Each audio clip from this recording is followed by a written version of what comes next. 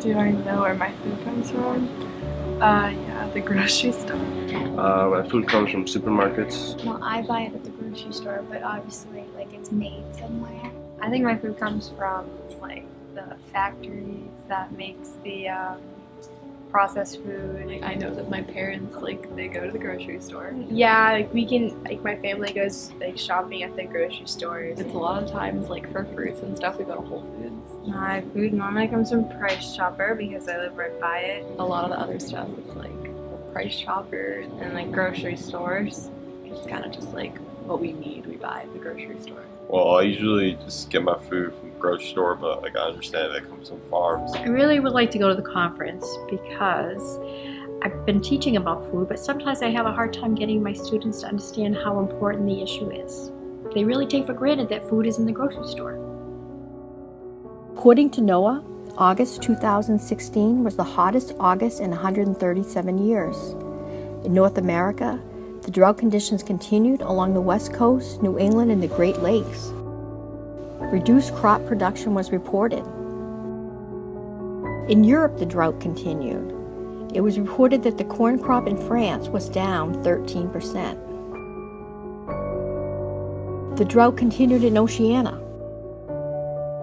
The drought expanded in Africa below the equator. It was reported that Algeria's cereal crop is down 20%. Massachusetts has had a second year of a drought. The first winter there was a record amount of snow. Then it did not rain for months. The second winter there was very little snow. Then it did not rain very much in the spring and did not rain during the summer. Many towns in Massachusetts are now in severe drought conditions. How have the local farms been able to cope with the drought? My town, Franklin, Mass., increased the restrictions for the water conservation. We have been on a Phase 4 water ban. No outside water use is permitted. Garden plants and flowers need to be watered by hand. I have a well. Personal wells do not come under the rules of water ban. I choose to follow the water ban.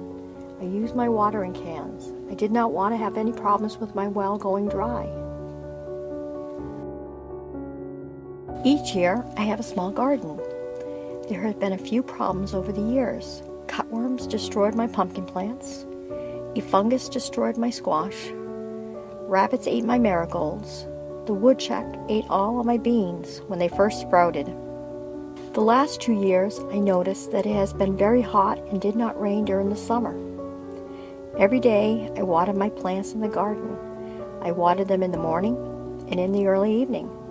I would carry water using my 2 watering cans. I used the watering cans to conserve water. I only watered around the base of each plant that I dug a shallow ring around. The plants grew. Tomatoes appeared. The tomatoes did not ripen until late August. I am still harvesting tomatoes in October. Living it for the last 2 years, how much our weather has changed in Massachusetts and how we went to severe drought after the second year. And it really affected my little garden and how much harder I had to work to try to get my little tomatoes out of it. And it really made me think about what's happening in the rest of the world, about all the water that's not falling in some places and other places where it's raining too much. What's happening to all the crops? How has the drought affected the farms across the United States? How does this affect our food supply?